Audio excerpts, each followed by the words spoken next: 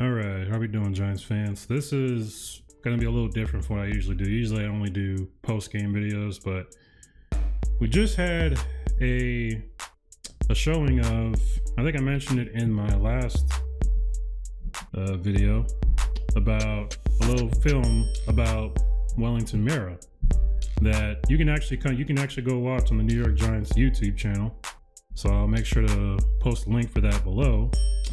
But I want to make sure I get the proper title for you guys in case you're listening in your car or whatever.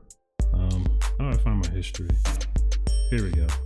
So the film is called The Duke, The Giant Life of Wellington Mara. And I just got done watching it. It's about 44 minutes. And if you're any sort of Giants fan, let's say you're new like me and you want to learn more history about the Giants and, you know, kind of their beginnings and where they come from, the mastermind behind it all, I would definitely give it a listen.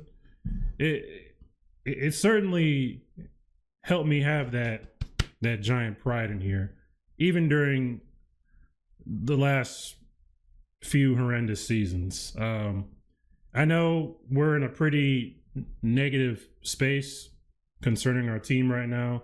I don't want to make this video, I don't want to really reference that in this video too much. I just want this video to just focus on the film and just my thoughts about it. It should be real quick. Like I said, very good film. Wellington Mara, who is the father of the current owner, John Mara, sounds like a very, very influential, very, very intelligent, just nice, loving, caring man. He did a lot for this organization, and not just this organization, but for the game of football. If I can remember a few points in there, the whole idea of players being mic'd up during games, that was Mara. The whole idea of having Polaroids on the sideline, like see plays and stuff from a different angle, that's Mara. The guy actually had, I think in the 50s, he actually had Tom Landry and Vince Lombardi on the same team, coaching on the same team. I had no idea. Now, I knew Belichick used to be on our team, which is another one that's pretty amazing that Mara was able to find him. But to have Landry and Vince Lombardi on the same team is insane. I mean, this guy was a hell of a scout, hell of a talent evaluator, hell of a personnel evaluator. It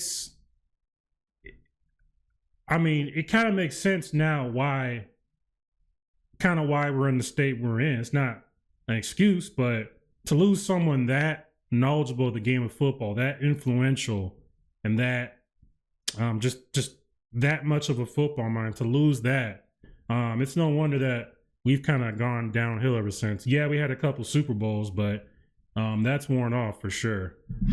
We're certainly in the post Wellington Mara era for sure, completely.